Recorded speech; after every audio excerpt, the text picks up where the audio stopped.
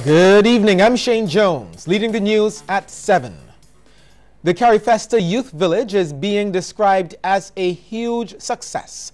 The curtain comes down on the village at the Barbados Community College this evening.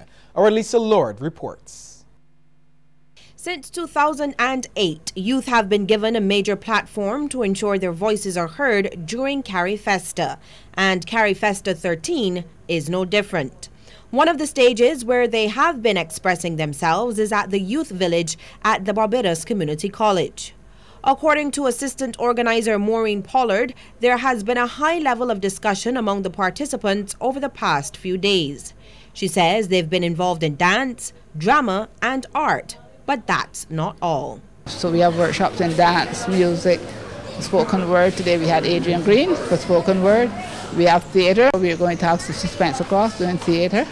We have Gene Carson doing landship and his new landship technique. And in the area of fashion, we've had Kevin Small, who is the designer of the year for this year. He has done 2 workshops so far, and we had an excellent workshop on songwriting with Red Plastic Bag and Gabby. That was really excellent. And the age mix has been good. Caters to from age 6 to 35. The 6 to 15, we have activities in the visual arts area. We are trying to green the festival, so the idea was to use recyclable materials to create art. And then for the workshops, originally we said 16 to 35, but we have allowed all the children to join in the workshops. Some of the participants have not only shared their experiences, but what they say are memories to last a lifetime. I learned how to do drama, I learned about music, I learned how to interact with other children, I learned art and etc. I get to learn new people from different cultures and stuff, like learning what their culture is, what their tradition and their national symbols and foods and dishes. Carifesta is very informative. It has a lot of information here for young adults and young children who are transitioning into school. And it teaches you a lot. You have a lot to learn that you can come and interact with others and get to know other people. And I have enjoyed myself so far with coming here to the youth talk, and I've learned a lot, and the discussions here and in the mornings are great, and we get to go to our different interest areas in the afternoon, and I'm interested in fashion. This has been one of the most enjoyable experiences of my life, really. I've interacted with many young people here from Barbados. I love Barbados, by the way, and we've had some fruitful discussions where I've learned a lot, and I think I imparted some knowledge on some of the volunteers here as well at the Youth Village. It combined a showcase of all the work produced by young people from the participating countries will be displayed tomorrow evening at 6 at the Queen's Park Steel Shed. Lisa Lord, CBC News. Youth all around the region are learning Barbados' unique landship dance as part of Carifesta 13. The lessons make up part of the dance workshops offered this week at the National Cultural Foundation. Denise Blackman has more.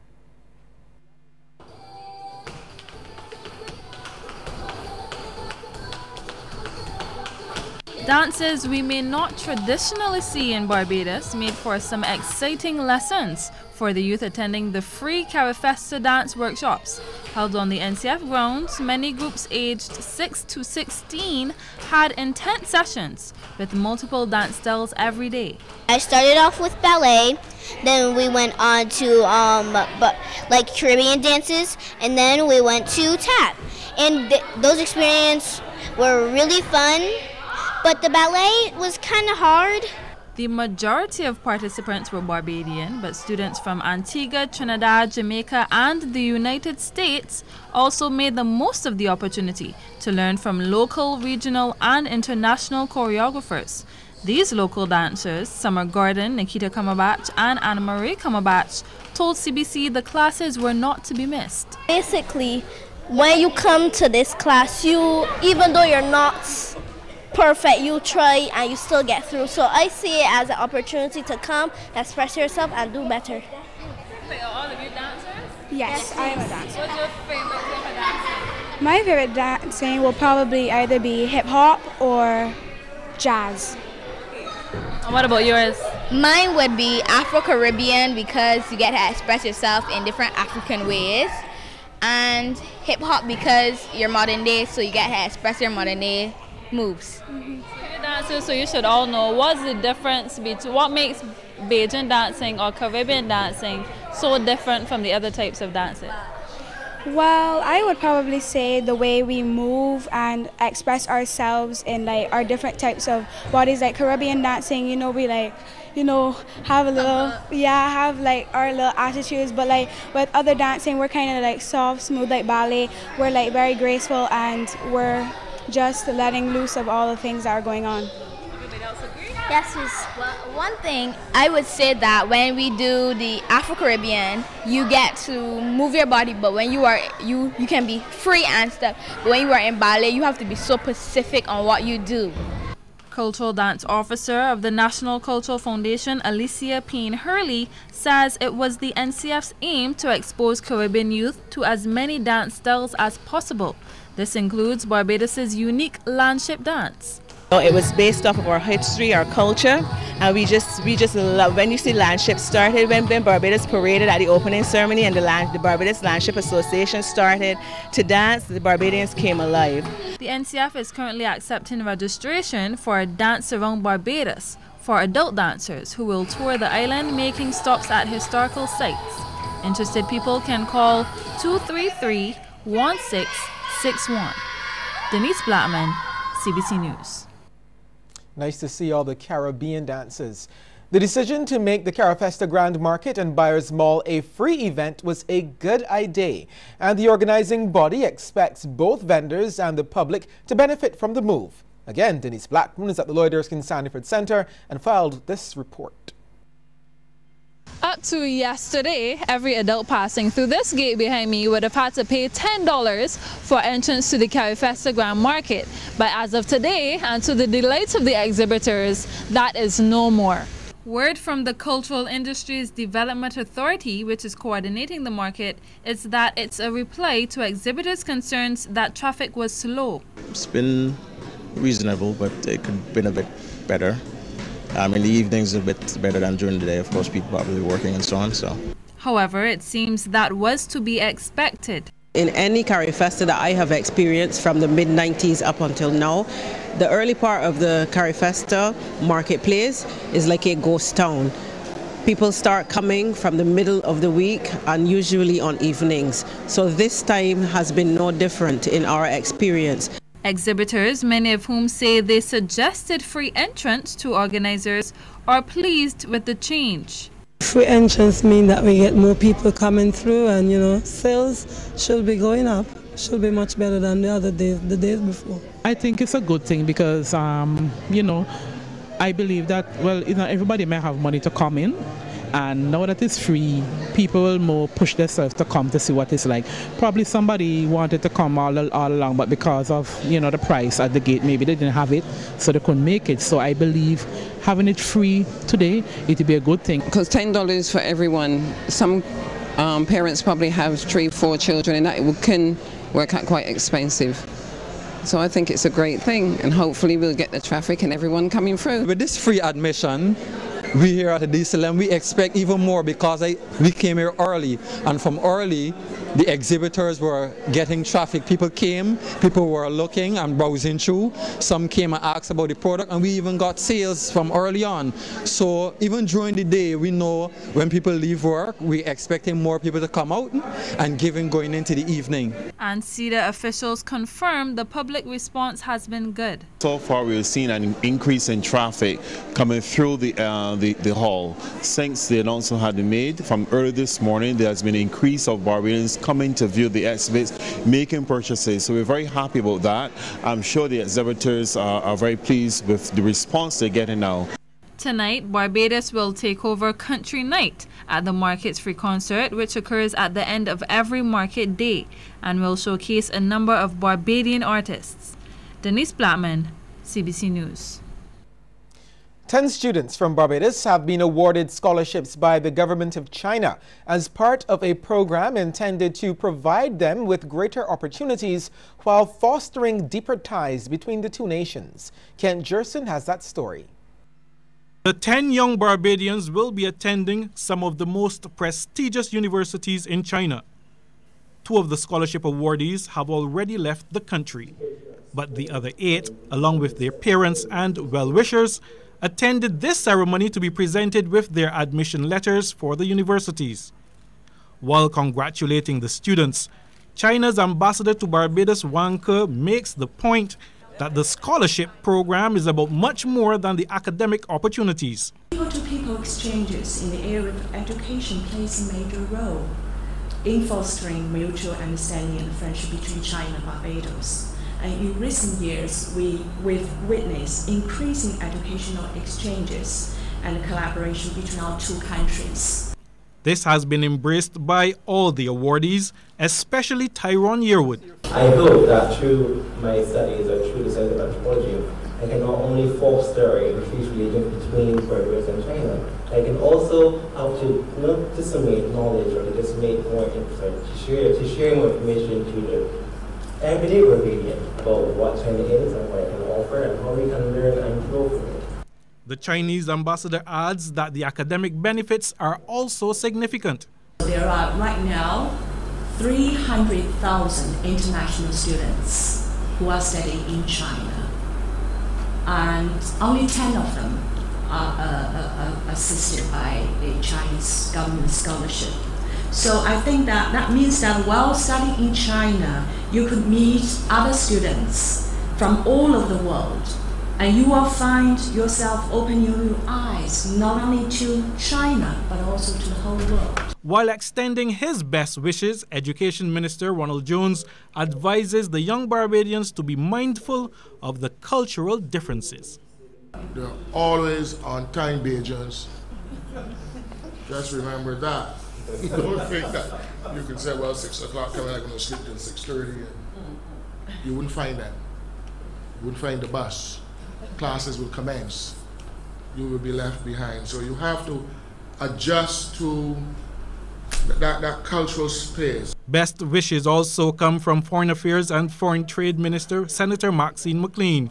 She tells the students their country could use their talents when they've completed their studies. China is a world power, and wherever we go, we recognize and we engage. We have had meetings with China as Barbados at the bilateral level, but we've also met at the level of CARICOM and at the level of CELAC. For those who don't know what CELAC is, it's really the Community of Latin American and Caribbean Countries. And so the knowledge of China, the expertise that you would secure in your studies will be important. More than 70 Barbadians have so far benefited from Chinese government scholarships. Kent Jerson, CBC News.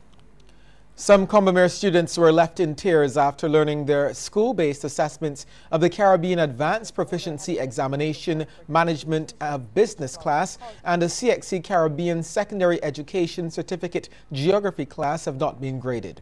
And CBC News contacted one distraught geography student who wanted to remain anonymous. He said, quote, "All I know is that I received an ungraded mark after handing in a 16-page SBA online and a hard copy to my geography teacher." CBC then reached out to Chief Education Officer Karen Best, who says she's unable to comment on the issue since the ministry is currently investigating it. We'll take a short break here and come back with more news.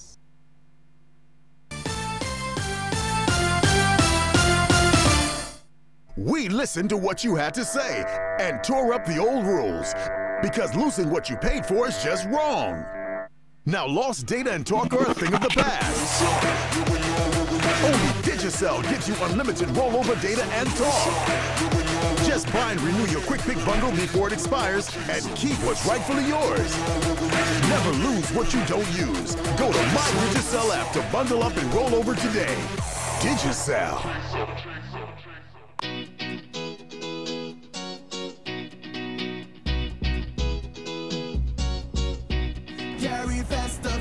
As you enjoy the exchange of culture for Carifesta 13, remember these tips to keep the environment clean and green. Bring your own water bottle, mugs, and utensils to avoid single-use disposable items. Dispose of all your waste appropriately using waste sorting facilities at any location. Respect all signage on waste disposal.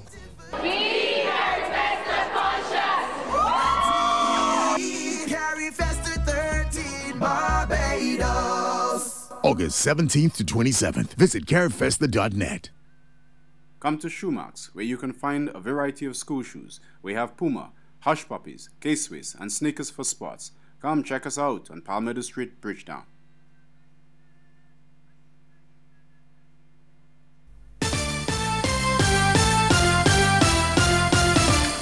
Police and residents in the Gull Hill area are this evening walking together. It follows two deadly shootings within 24 hours of each other. The door-to-door walkthrough, which started at 5, was led by Divisional Officer Senior Superintendent Euclid Thompson. Among the areas covered were Gull Hill, Caneville, Crescent, and neighboring communities. On Sunday night, 40-year-old Orrin Moore was gunned down in Caneville, Crescent, while Sean Taylor was killed just 24 hours later. This new alliance between residents and police has been carried out by the Southern Division of Police and is intended to take back the community. We are mindful of our role in the Southern Division to come to the people and to ensure that they understand that we care and that we are going to be about carrying out the law to the best of our ability to bring stability to the area and to make people feel safe in their homes. The senior superintendent, who's responsible for the Southern Division, says so far many were receptive, but they want officers to return to Gull Hill in a greater way. He says this walkabout is more than just murders of Moore and Taylor, but also about listening to the concerns of neighbors and building trust in the face of increasing violence. I think it's important to go with people who are at. When you take over a particular district or area, I think it's important for the people to have that trust in you that they can relate. They can relate to you. They can share problems. They can share concerns. They can hear from you, and get that general feel that you care, because you can't make people feel like you care sitting down behind the desk. And so it's so important for me and my team here this afternoon to recognize the need for us to engage the community head on, as it were, so that they can feel a vibe from us that says to them, look, they can talk, they can share, and so on. Well, days after tornado-like winds ripped through a section of Ballsland, Christchurch, residents have repaired much of the damage it caused.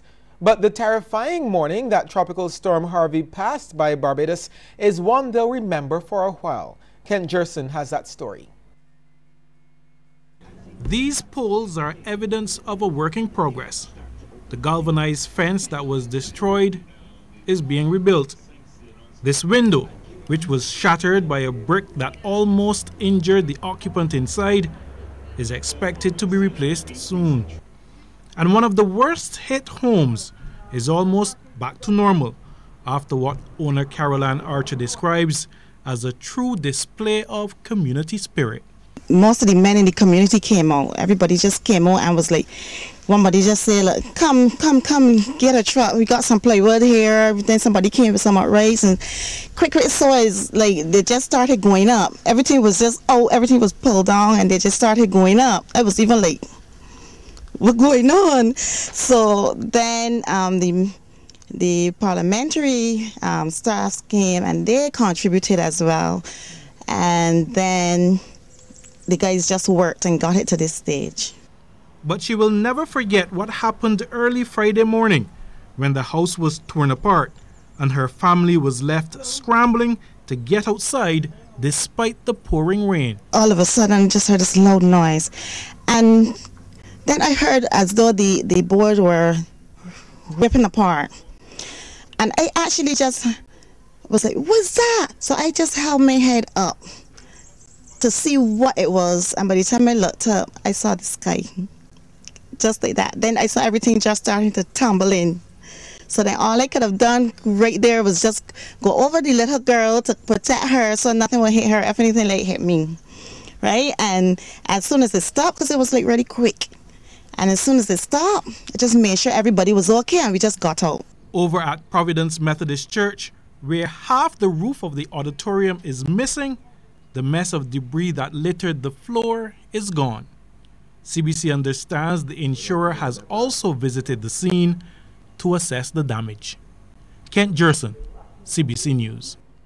Thanks, Kent. Discussions have begun on a plan to improve the country's social and economic position. The program, which was announced in the 2017 financial statement and budgetary proposals, has brought representatives from government, labor, and the private sector together. And according to Director of Finance and Economic Affairs, Dr. Louis Woodruff, 3 working groups comprising of officials from each of the social partners have been established to cover the areas of fiscal reform, economic growth and sustainability, and social responsibility.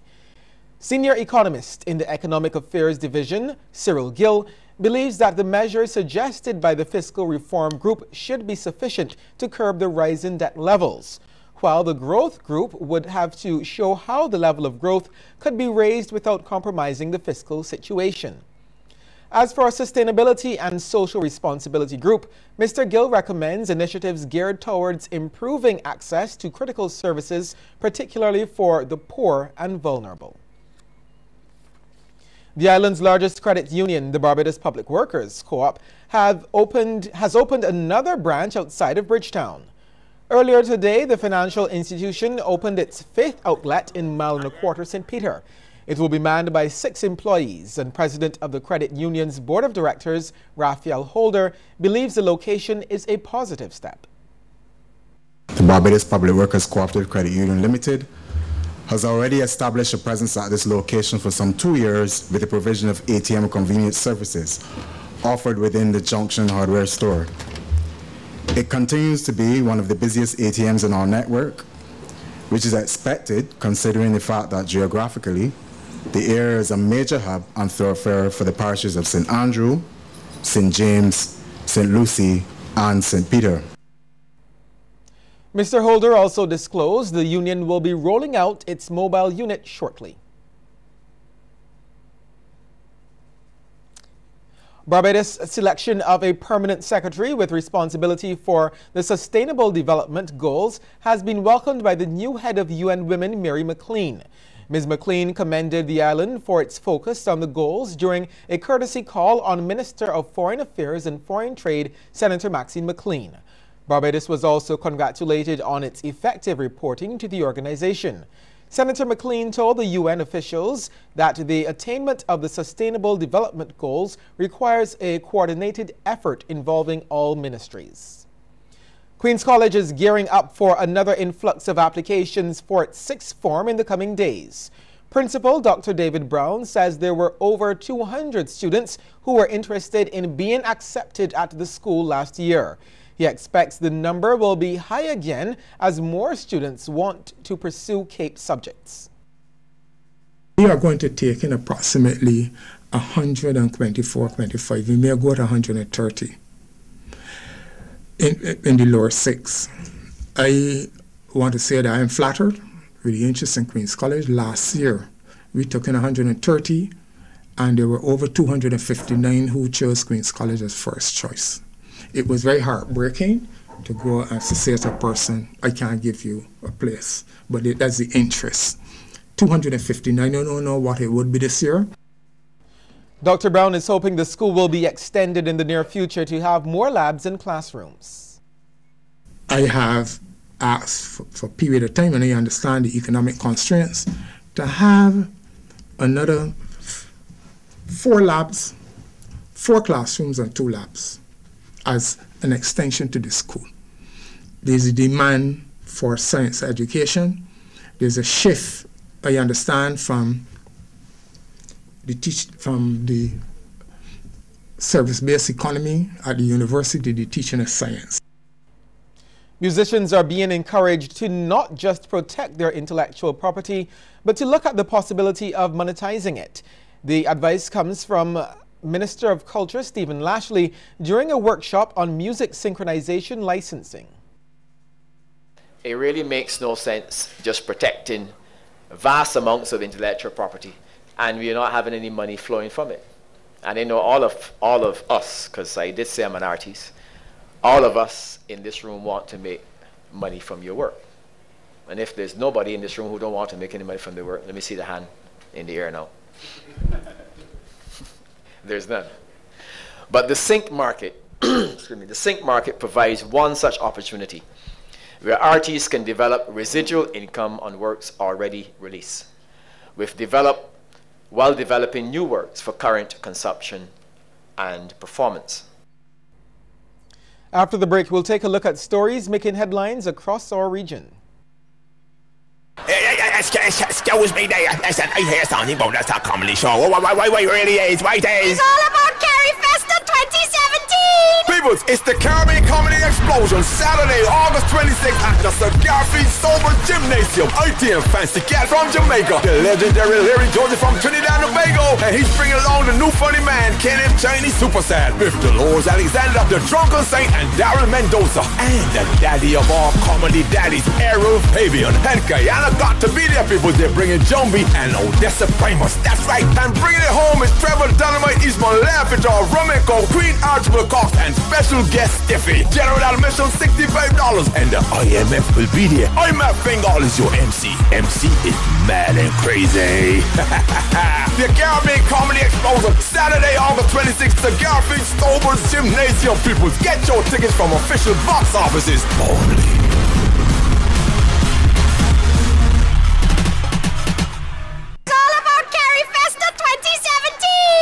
It's the Caribbean Comedy Explosion, Saturday, August 26th at the Cigar Feed Sober Gymnasium. Queen Archibald Cox here, Labby Moon Donkeys and Afinarians, and I'm here to tell you about the biggest comedy show for the year, Caribbean Comedy Explosion, at the Gymnasium, Saturday, August the 26th. We have got some of the biggest names of comedy from all around the Caribbean and Barbados. Comedians from as far as St. Philip and St. Lucie. So I want to see you.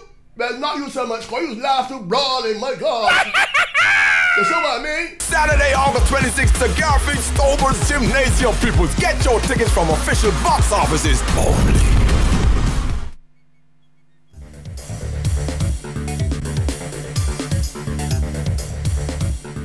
In Jamaica, more men than women lost their lives as a result of domestic violence last year. The startling revelation was made by Minister of National Security Robert Montague. Domestic violence does not only refer to violence between intimate partners. The definition also includes any violence within the home, including between parents, children, siblings, and spouses. In 2016, 25 women lost their lives and 38 men lost their lives to domestic violence. And I'm sure Ms. Grant or Mr. Coelho will tell you that more men would have lost their lives. But the statistics is not reflective, because at the time of reporting, sometimes the family members don't speak the truth. Mr. Montague pointed out that there is a disturbing trend of silence among male victims. The silence from our men is deafening, because there is a disturbing trend of men being abused by their female partners, and they remain silent because they don't want to be called mama man. But they too are suffering, and suffering silently. There is no discrimination when it comes to domestic violence. Perpetrators come in all shapes and sizes. They come from uptown, downtown. They come from every profession.